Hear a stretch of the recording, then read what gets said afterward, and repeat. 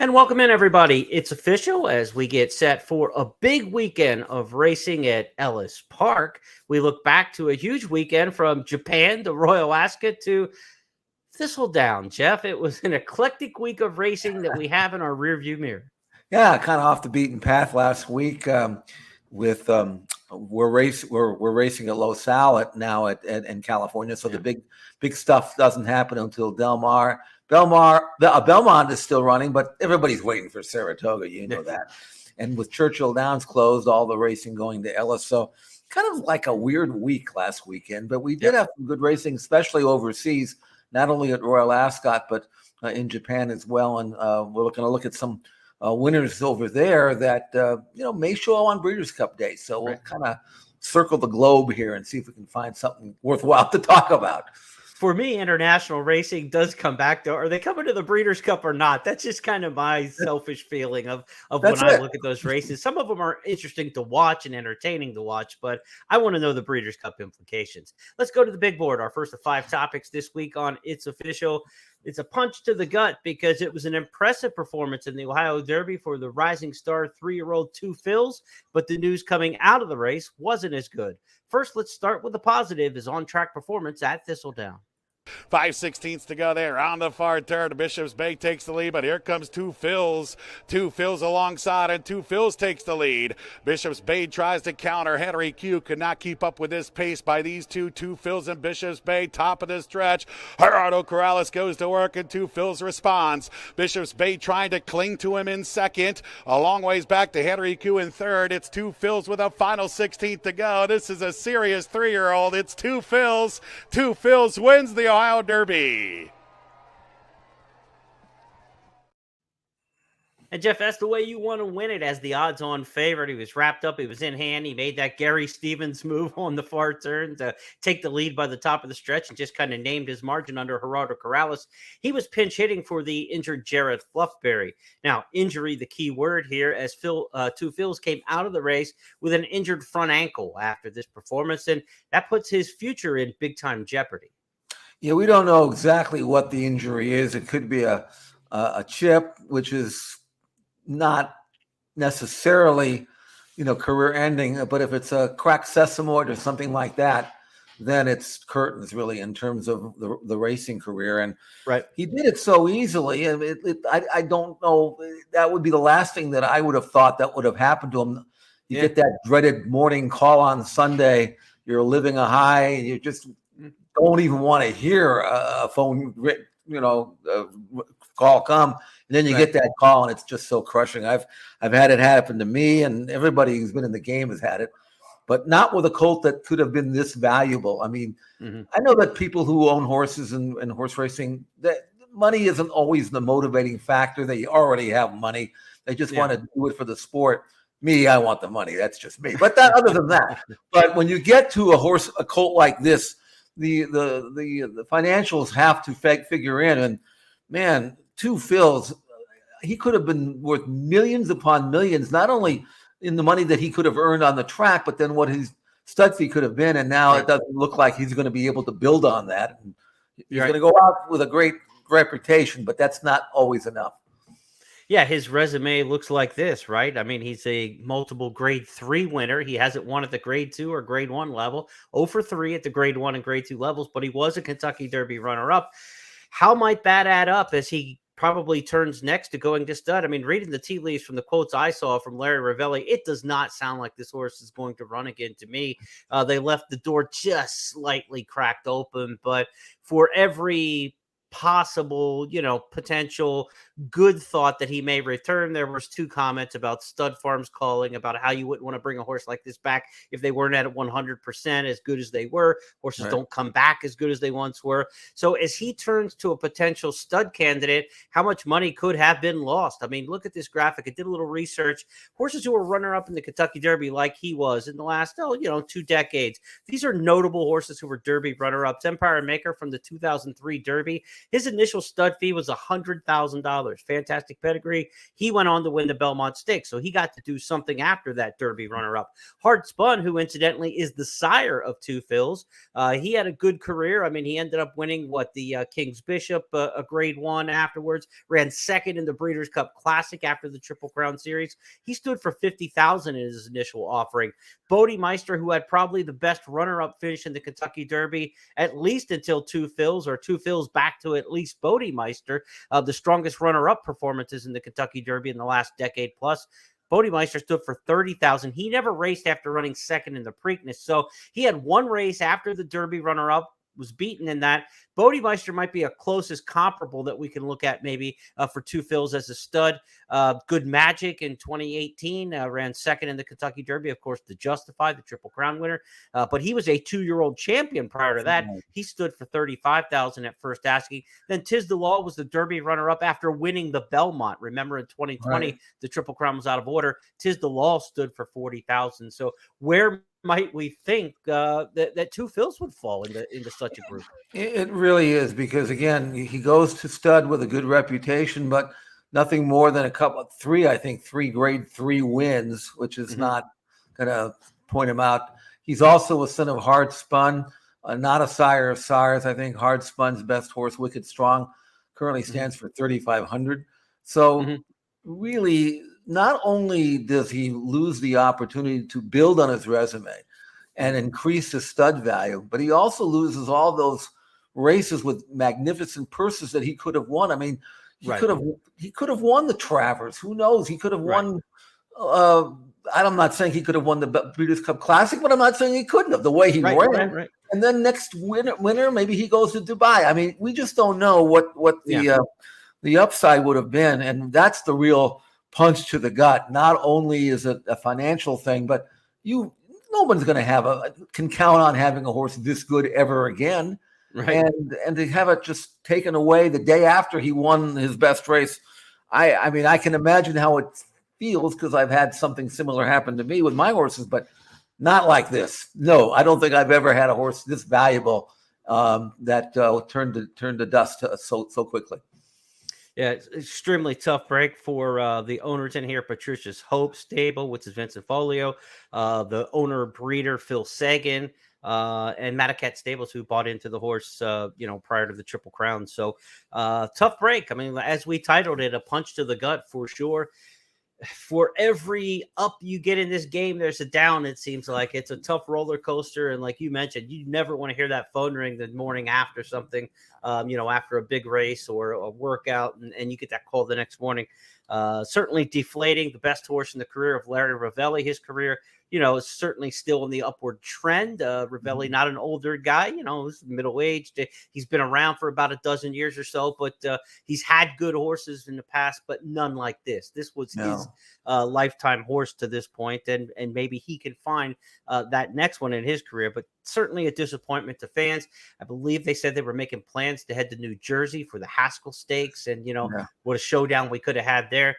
For Two Phils, I mean, I know you ranked him last week. We talked about who are your top 3-year-olds in this crop. You had him ranked number 1. I had him up there in the top 3 or 4, and he'll never get to prove that opportunity the way it looks now. He never beat any of the 3 races of the Triple Crown this year. No, and not only that, but he won't be able to be a champion, because he will not be able to do anything in the second half of the year to earn it, even though we might end up thinking, he was the best, but you can't think your horse is best and give him championship honors unless he goes out and actually does it. So I feel terrible, because I think we both saw that race, and our initial reaction was, okay, he's for real. He is good. I mean, he destroyed Bishop's Bay, who would run so well in the Peter Pan, and the Wood Memorial winner was way up the track. He won it by daylight. He ran fast. 105 Beyer speed figure. We will remember him, if nothing else, as a colt that had a tremendous amount of talent and ability, and Starcross never had a chance to show it. Yeah, you had him ranked number 1 last week, and if we had a chance to re-rank this week, I would have moved him up off of that performance, a post-Triple Crown effort, pair that up with what he had done in the previous 2. I guess now when they make the commercial for Two Phils for a stud career, it's going to be, the only 3-year-old to win to run 3 straight triple-digit buyers or something like that, because he's not going to have the graded status. Right. He's not going to have those elite races, but he does have 3 very fast speed figures in his last 3 races, Right. and that's probably what they're going to try to sell him on. I mean, that's the name of the game in American dirt racing anyway, is speed, and they're going to try to sell him as a very, very fast horse, and we will see if the most successful son of Hard Spun can have a second career, because, it's not official to write him off yet as far as racing, but I would make that a long, long shot to see. Right. Let's go now to our second topic as we head out of the country. In fact, do we have the best horse in the world racing in Japan right now? The name is Equinox, and if you go back to the Takarazuka Kennen on over the weekend in Japan, you're going to see on the far outside in the big white blaze a big mover and a big-time horse on the world stage. Now Unicorn Lion, he's got a lot of company here with Breakup, Ask Victor Moore, Geraldina, Geoglyph, and widest of all runners is Equinox with the big white face looming large now, possibly taking the better ground all the time here. Geoglyph, Geraldina, I think the ones on the rail have been defeated, and here comes Equinox, the world's highest rated racehorse, and he's going to be that today as well. Equinox up towards the line. Equinox wins it from Through Seven Seas, and then came Justin Palace. They're the first 3. Jeff, from out of the clouds with the big white blaze, you give me that Zenyatta feel. But this horse went wire to wire in Dubai when he won the Shima Classic. So it's not just a case of a horse who, that makes one big rally. I know Christophe Lemaire did an interview I saw with World Racing where he said, look, this horse did not like the ground at all, came out sluggish. There was a lot of stuff going on in traffic, he said. So I just took him back and got out of the mess. The better part of the course was supposed to be on the outside that day, so we just stayed wide and gave up all the ground, and they still won in hand. I don't know how many extra points he would have got on the sheets for that trip, but he did lose a lot of ground. I don't know how people who don't know him or know him just barely can appreciate how good this horse is, not just because he just won a Group 1 in the 14 path. But Equinox is a horse that has won 6 out of 8, 4 in a row, last 4 Group 1s. And this race, I'm not really sure who he was beating, although he obviously took the worst of it.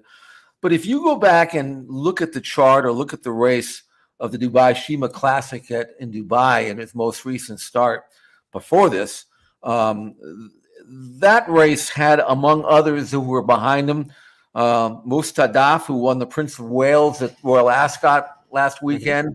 Rebels Romance was up the track in that race as well. Right. So I don't really think he has to prove anything other than keep winning, because he's already beaten among the very, very best in the world already, and he trounced them in the Dubai. So now he's won 6 out of 8. He's earned the equivalent of $11 million. So he's by a Japan Cup winner, so the pedigree is there. There aren't any really important Grade 1 or Group 1 races in Japan until the fall, so I don't know if he'll do much between now and then. Now it's just a matter of, Jeremy, of can we, recruit him to come to California to run in the Breeders' Cup turf? I mean, he would be 2 to 5, but I guess he'd be 2 to 5 no matter where he shows up. What are his options? What do you think? Can we entice the Japanese owners to come out here to California? They did well the last time they came, so maybe we can talk them into it. Yeah, this was a win and you're in for the Breeders' Cup turf, but it was also a win and you're in for the Cox Plate in Australia. And horses from this race in Japan have gone to Australia in recent years. The Cox Plate is October 28th. The Breeders' Cup turf would be the following weekend, November 4th. And then the Japan Cup you mentioned is November the 26th. So I don't know if you take any of those prelude races if you're okay to come back in the Japan Cup. It's 4 weeks and 3 weeks between the Cox Plate and the Japan Cup and the Breeders' Cup turf in the Japan Cup. So I don't know that they would want to run back in the Japan Cup on 3 or 4 weeks. I'm not sure exactly what their intentions would be, but you almost have to pick one of those 3, I would think. And so, take your pick. I mean, they're all prestigious races, and it kind of just matters which stage you want to perform on, right? Australia, America, or in your homeland there for another big effort. He could pick his spot. The destiny is his. He's the number 1 ranked horse in the world at this point, and like you said, the horses he's run against, the form has been flattered. They've come back, and there were 8 Group 1 winners in that race. The Takarazuka Cannon in Japan is a very interesting horse race. It's one of 2, Jeff, that are voted on by the fans. It's like the Major League All-Star game. The fans vote which horses they want to see in the race. So you get the best sprinters, the best distance horses, the best fillies, the best colts. And in honor, most of them run when they're voted in. So it's kind of an interesting concept. I'd love to see something like that in the United States. They said for this year's race, there were like 2.5 million votes. And the most popular horse to be voted into the race, obviously, was Equinox, the number 1 ranked runner. And he performed for the fans, so it's kind of an interesting concept. But, he's run against good horses. The Dubai race proved that. He could go anywhere. If he came to the U.S., we've got Pletcher's got the good turfer, up to the mark right now in the U.S., who's the best of the Americans. But I don't know that he's on the plane of an Equinox, and we would have to find out there. But that's the cool part about the Breeders' Cup. That's what we like to see, right? I mean, when Dancing Brave came here from France way back in the day, and we want to see the best in the world come here and try to get those matchups. We don't often get them in the Breeders' Cup. We get them, maybe once a decade where the absolute elite superstar from around the world shows up. But this would be a pretty cool one and a good time to do it with all the success Japan has had in recent years. It'd be pretty cool to see come November. Just going to have to throw a massive NIL at him. That's only that. Just pay him to come, Right. Yeah, really. I mean, make it worth his while. Yeah. So anyway, but it's good I'll follow him because he's a world-class horse, and he doesn't have to prove that he can't beat the world's best. He's already did it. And to do it on the lead or from the 14 path from way back, versatility, he's just incredibly gifted, and we'll see. I just have to hope that he stays sound, and then we get a chance to enjoy him here in the Breeders' Cup.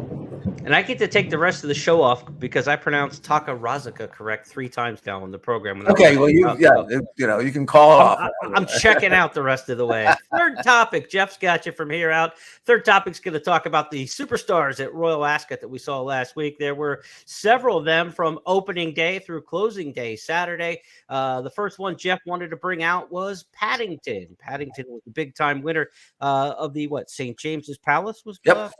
And the English 2000 Guineas winner was on his game. Paddington, the blue and orange, is now being asked to deliver a challenge, but Chaldean giving generously inside the 2 has seen off Indestructible. But here comes Paddington, bearing down. The 2 Guineas winners collide. Paddington overtakes Chaldean, and Paddington takes the lead and goes away. Chaldean in second, Sharon is running on in third, but Paddington quite decisively has gone 2.5 lengths clear of Chaldean, and Paddington has done nothing but improve. The Irish Guineas winner comes right away to follow up in the St. James's Palace.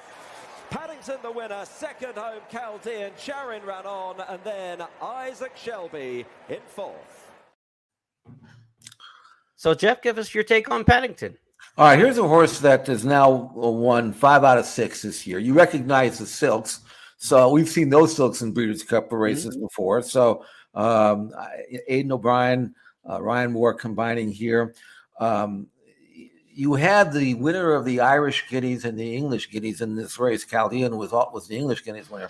Right. Most of the punters thought that the English Guineas winner was better, even though Paddington was getting better with every race, and he just swallowed him up over a mile. And I would love to see him come and run in the Breeders' Cup Mile. I think that he could certainly be among the very best of the runners. He's only a 3-year-old. We'd expect him to get better by the fall, even though he doesn't have to, because I was checking Racing Post ratings, and I wouldn't say they're buyer numbers, but they're numerical evaluations of horses' performance. And to give you an idea, just for comparison's sake, Racing Post assigned this horse a 126 rating for winning this race. Right. And you should know that Modern Games, his career top is 124. So he's already on pure Racing Post numbers, good enough to win a Breeders' Cup Mile on turf, and got to think he would even get better, and because he's getting better by leaps and bounds. Aidan likes to come to the Breeders' Cup. I would think this colt would be a very logical candidate to come to California and run in the Breeders' Cup Mile. And for these same connections, they brought one from Royal Ascot that could be filly and mare turf bound if they so choose. Her name is Warm Heart.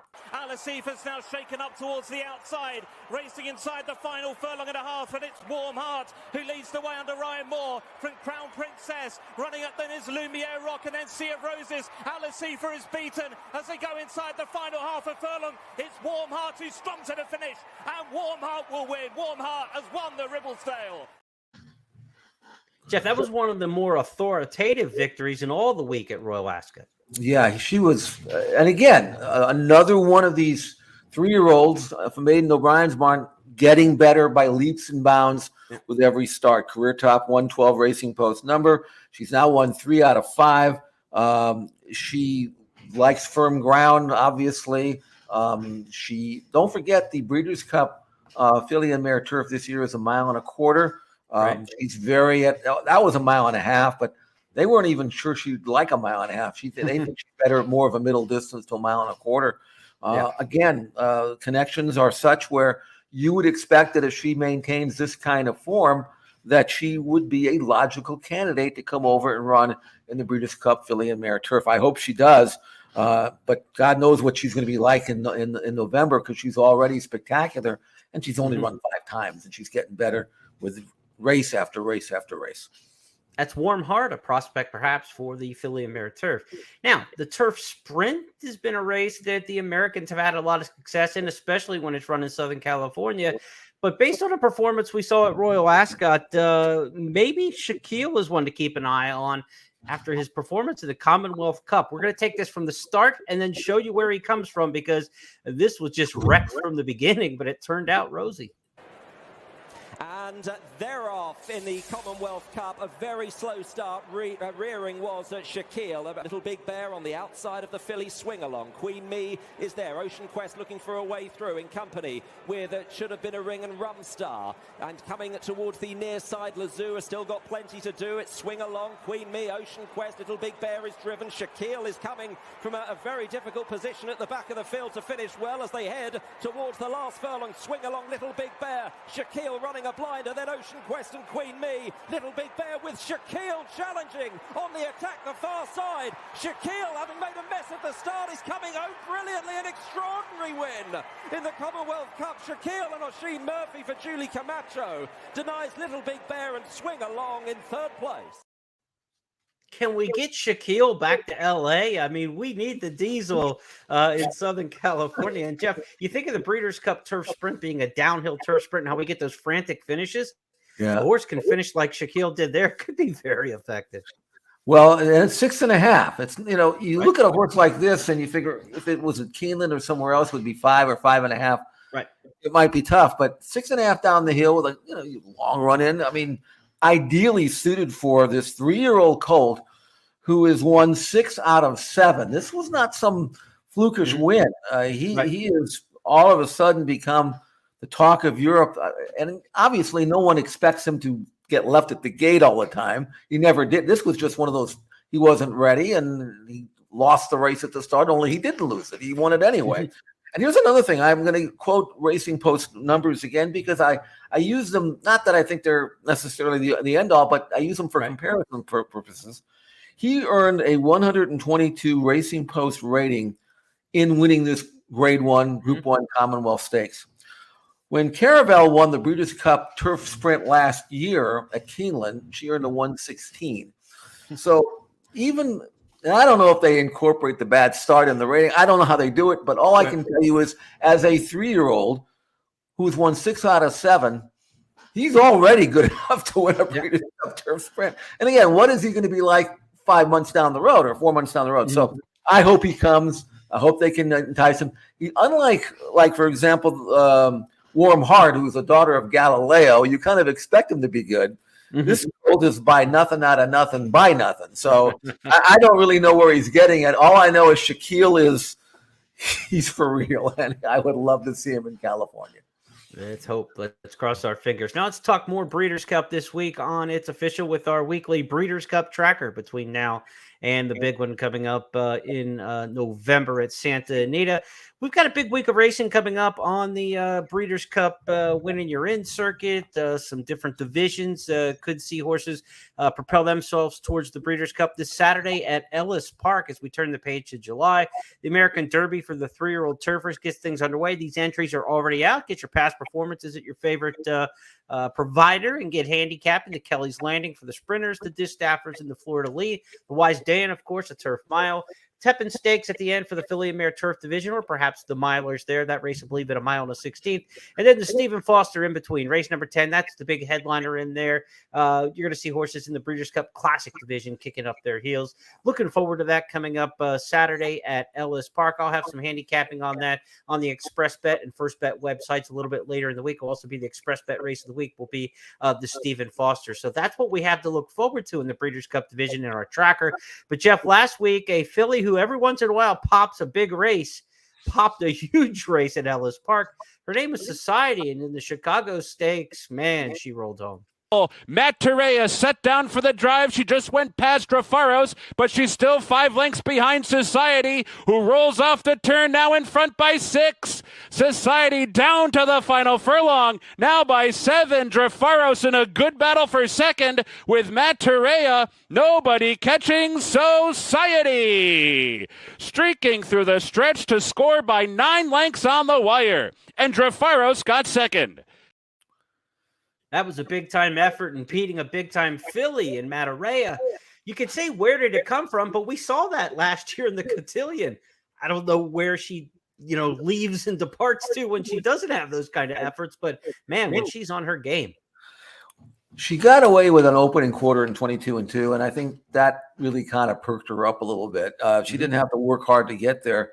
The main contender, Monterey, did not show a lot of early speed. She was sitting in a good spot, and she couldn't even get up to second. So obviously she didn't fire. But Society, 105 buyer number, by far a career top. And as you pointed out, when she's really good, and she can look like King Kong when she feels like it.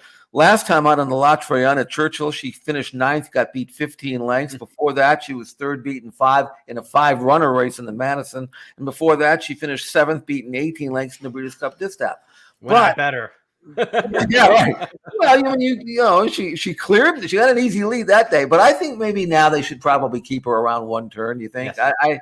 I mean, her sprint form by and large is really good. She's won, obviously, routing. She did that in the Cotillion, but maybe she's a little bit more consistent sprinting. Anyway, Steve Asmussen probably was thrilled, but maybe puzzled. Why don't I see this all the time? And so you never see what you're going to get from her. But she's won 6 out of 10, so it just shows you that when she wants to beat you, she can beat you. And I think she could be a serious contender for the Breeders' Cup Filly and Mare Sprint based on this race. Yeah, and you don't probably with a filly like this, you just want to put her in bubble wrap and not do it. You don't want to run a couple times between now and the Breeders' Cup. I'm not saying lay off from June to the Breeders' Cup, but certainly one more race out of this and call it quits, maybe something at Saratoga or something, the Ballerina or something like that. But yeah, I would keep her around 1 turn, and I'd give her a lot of time between now and the Breeders' Cup Sprint. So maybe, probably wheel her back at the Ballerina at Saratoga, see what happens, and then shut down the lights and go to 7/8 of a mile, which ought to be a really good distance for at Santa Anita for the Breeders' Cup. We are looking for stars of tomorrow on this program. Some weeks it's easier to find than others. Our 5th and final topic this week takes us to Los Alamitos and a horse Jeff spotlighted, a 3-year-old winning named Wickline. 3/16 left to go, and Wickline holds the lead. Will be sticking to his guns gamely on the inside. Central Dispatch is 3rd, coming past the 8th pole, and Wickline under heavy pressure. Will be keeps punching away on his inside. It's Wickline with the lead. It's Wickline too good. He's starting to come away close to home, and this imposing specimen scores by 2.5 lengths. It's Wickline over Will Be. Central Dispatch a long way clear of Stavros. So, Jeff, we're going to see a lot of 2-year-olds in these stars of tomorrow coming up with Saratoga and Del Mar in the next few weeks. But this 3-year-old's late to the party, but you think has a little bit of upside to him. Well, he does. He brought 275 as a yearling, despite the fact that there's only 1 stakes winner in his first 4 generations. And that was his 3rd dam, a very good mare named Saudi Poetry. But other than that, it's a blank page, and for them to give 275 for a colt like this as a yearling, I could see it in a 2-year-old sale, but as a yearling, that's a lot of money. And he's a big, heavy-bodied monster of a colt, which is one of the reasons why he took so long to get to the races for trainer Bob Baffert, who probably could have waited till Del Mar. But I think here, he does this, Bob. He runs some of these really nice horses at Los Al. He did it with Arrogate, for one. I know that. And really, when you think about it, this is a colt who now has got that maiden out of his way, and now he can go into allowance company and develop. He trained like a monster before the race, which is why he was 4-5. The runner-up was another first-time starter that was very well regarded. The third horse was an Arrogate first-time starter that brought 750. So this was not your normal Los Alamitos maiden race, let's face it. And now that Bob's got that win underneath him, I could really see this colt. And by the way, we didn't show the gallop out, but he galloped out 100 miles in front. So I could really see this colt develop at Del Mar into the fall and become a legitimate graded type stakes winner. He ran at 8 and change out in 15. They ran fast. So, we're always looking for these late developing 3-year-olds this time of the year. And I think we may have found one. We'll see. He's got a chance, I think, based on the way he looks and the way he moves, to be a good colt. His name is Wickline. A lot of horses don't look good. The camera work, the angles, everything. When you watch a replay from Los Al, it's hard to be wowed a lot of times. Yeah. This horse looked pretty darn good. So that's despite some of the visual hurdles. Let's review the topics this week as we are 5 up and 5 down. The punch to the gut was the win in the Ohio Derby by 2 fills, but the subsequent injury to his ankle that might put his career on ice. No pun intended. Best horse in the world, perhaps? Japan's Equinox, the Takarakaza Kennen winner. Was impressive with the wide rally and could be headed towards the Breeders' Cup, the Cox Plate, or maybe even the Japan Cup. Jeff spotlighted 3 horses with maybe Breeders' Cup aspirations from the Royal Ascot meet. And we saw Paddington, Warm Heart, and Shaquille do their thing on the grass in Jolly Old. Hopefully we'll see them at Santa Anita in the fall. And speaking of the Breeders' Cup, our Breeders' Cup tracker took us to Ellis Park, where Society just destroyed the competition, including Matarea in the Chicago Stakes. And our star of tomorrow for this week, the 3-year-old Wickline for trainer Bob Baffert, debut winner at Los Alamitos. Those 5 topics are now official because Jeff Siegel and I said so. That's how we play the game here each week. We'll pick 5 new topics next week. Sometimes we have a little irrelevant or irreverent, sometimes it's irrelevant too, bonus topic here on the show. And we've got one for you this week because our buddy Eddie Olczyk was back in the handicapping sphere on Sunday and came out of the octagon $52,000 richer, winning the Hawthorne Invitational. Congrats to Edzo winning the Hawthorne Invitational handicapping tournament. If you didn't see it, it was an on-track contest where everybody was in the same ballroom playing, and Hawthorne put out this great video on their social media. They matched the race up with the reaction. Edzo's got an 80-1 shot in the last race, and notice how long it takes him to get excited. He was probably hopeful for a long way and then got excited at the end. Right behind him is solid country gold fence on race. Continues to rally on the outside. Around the turn over this drive, solid country gold comes up to make that command central there. In between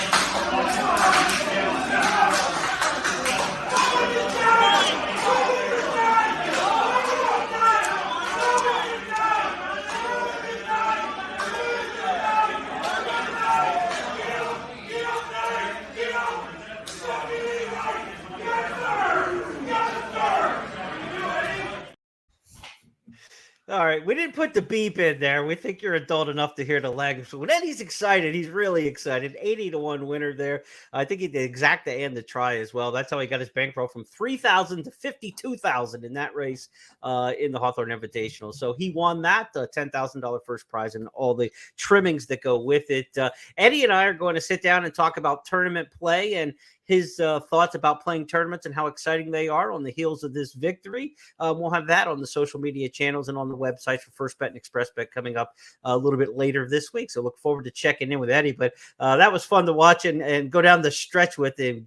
You know, come on with this 9. We've said that all a million times as horse players. And it's not like this was his first. He's won other tournaments, I know. Yeah. Pegasus World Cup Championship. Right. So there you have it. But I was very interested to see how he was going to cheer as I got closer to the wire, and I was impressed. I really was. I mean, that was.